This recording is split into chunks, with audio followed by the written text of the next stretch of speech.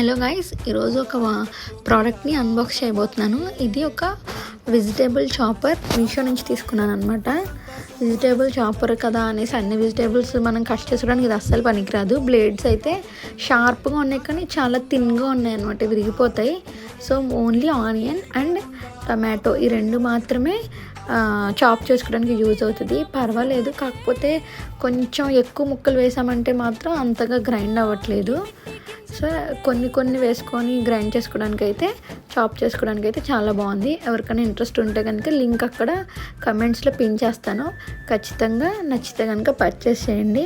అలానే ఇలాంటి unpacking videos మన ఛానల్లో ఇంకా ఉన్నాయి.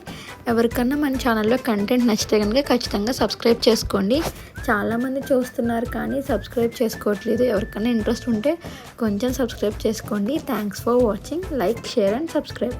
Happy shopping.